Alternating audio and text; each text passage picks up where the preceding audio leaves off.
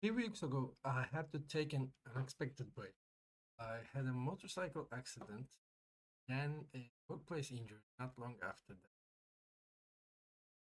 Together, they made recording difficult for a while. But I'm back now, and the first thing I did was substantially rebuild the actor system. Up until this point, actor was responsible for almost everything. It owned the fighter states, made decisions, handled movements, controlled attacks, reacted to damage, and coordinated the hands. Worked surprisingly, but the script was becoming responsible for too many different. That was going to make every future system harder to add, understand, and change. So I decided to split actor into separate components. The new structure follows a few simple rules. Actor owns the state, brain owns intentions, body owns execution. The hands remain as they are, and hold items continue to own their attack behavior. Most importantly, this was meant to be a pure factor. I wasn't planning on adding new gameplay or change how the actors behave. The goal was to rebuild the foundation while keeping with the visible result almost exactly the same. Actor still remains the parent. It owns information such as health, stamina, team, equipment, and other states. Brain now handles decisions. For AI controlled fighters, it decides where the actor wants to move, which target it wants to attack, when it should defend, and what action it intends to perform. But brain does not physically move the actor, swing a weapon. It only produces intentions. Body receives those intentions and executes them.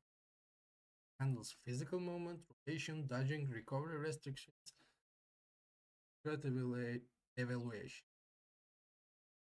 This creates a much clearer separation. Brain decides what should happen, body performs. Actor remains responsible for the state, connecting everything together. Gameplay currently looks almost identical to how it did before, and that is intent.